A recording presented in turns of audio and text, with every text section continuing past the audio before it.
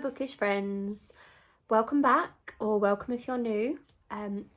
In today's video I decided that I'm going to be sharing some of my all-time favourite romance books and authors, because so far on my channel I have spoke a lot about thrillers and mysteries, and that is my thing. I do love them, but I also do like dipping into other genres now and again, and I haven't really got a chance to talk much about some of the romance books that I'm into, or that I absolutely love. And obviously with it being February, yes, I know Valentine's has gone, but with it being February, the month of love as they say, I thought, why not, perfect time, let me share with you some of my favourites and some recommendations for you guys.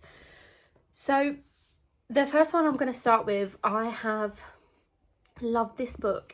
It's an old book, and I have loved this book for a very long time, and it is just so magical, and it's called Sundays at Tiffany's, and it's actually, surprise surprise, it's by James Patterson and Gabrielle, I want to say Chabonet. I think that's maybe how you say her name. If I'm butchering it, I'm getting it wrong, I'm terribly sorry.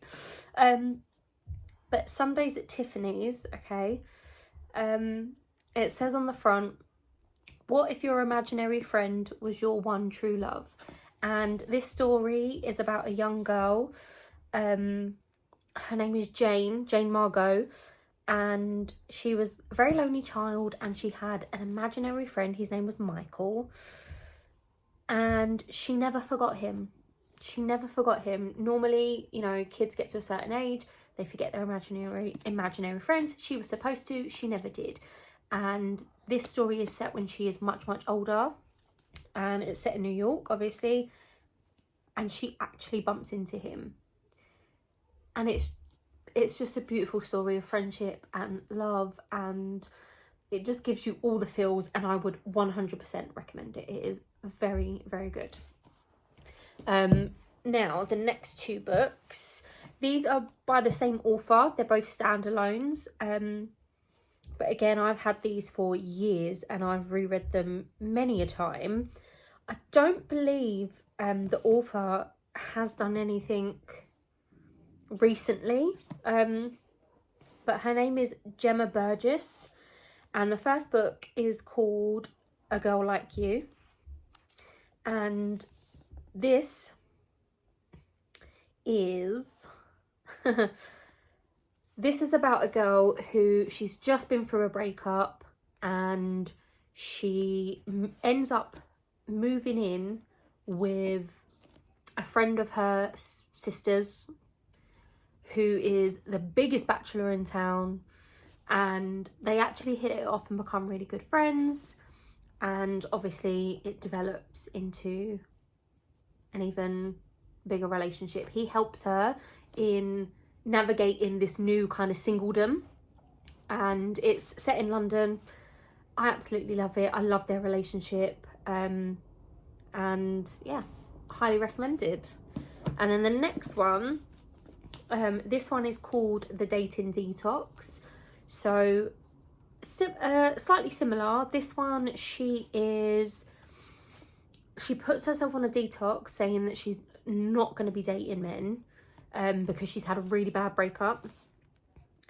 And just as she does put herself on the detox, she ends up meeting someone who's actually pretty amazing, and she spends most of the book trying to get her life together and trying to avoid him.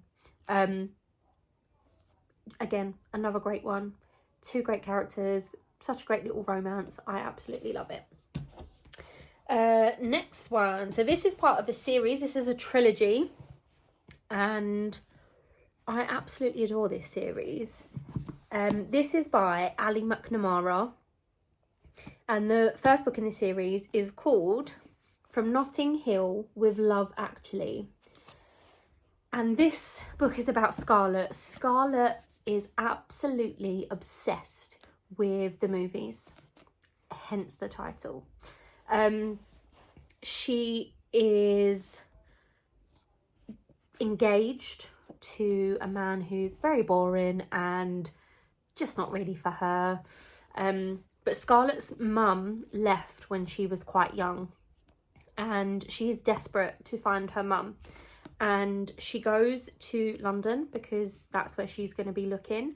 And she ends up, I think she's like house sitting. Yeah, she does house sitting. And she meets her next door neighbour. And it's just, it goes from there. His name's Sean. They're literally in Notting Hill. They bump into each other. It's all very, very, you know, so many little Easter eggs from different rom-coms. Absolutely love it. And Sean helps her on this journey to find her mum. And obviously, sparks fly. This is just, it's stunning. It's such a good read. And I would highly recommend it. The series then obviously continues into from Notting Hill to New York, actually. And this one obviously set in New York. She goes there, I believe it's for work, and she ends up, something doesn't feel quite right. She feels like something is missing. And she ends up meeting, she meets Jamie and his friend Max while she's in New York. And things start to kind of, you're a bit like, where is this heading? Because this was very familiar. This is kind of what happened with her and Sean. And we love Sean. And, you know, what? It makes sense when you read it. And it's absolutely beautiful. And then to wrap the story up, she did one more. And this one was called From Notting Hill with 4 Weddings, actually. And I'm sure you can guess what happens in that one. But it's such a gorgeous little series, great writing, comical, and just, they're a fantastic couple. So I would highly recommend that. Also by Ali McNamara. I just love Ali McNamara's writing, by the way. I think she just tells the most beautiful stories. And this was another one of hers that I really, really liked, and it's called Letters from the Lighthouse Cottage. And this one, we are with Grace and Charlie, and she ends up going home to like the seaside town where she was, where she grew up. And there's this special lighthouse, and there's a little bit of like magical realism in it, and these letters show up, and it's just lovely, just wonderful, and worth a read, definitely. Now, one of my other all-time favourite romance authors is Trisha Ashley. Now, she writes fantastic Christmas books. I've got many of her Christmas books, absolutely love them.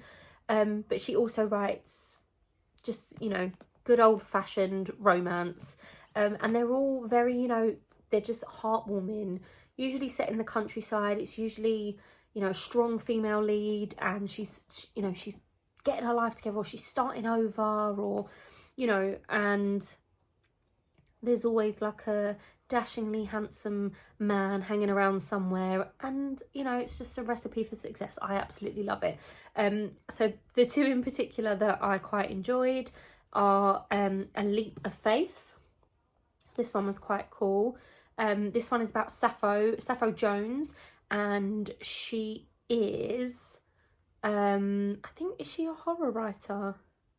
No, this one's the horror writer. Yeah, I think this is this one.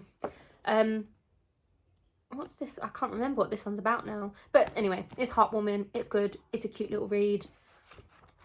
And they're not too long as well, so definitely worth a try. This one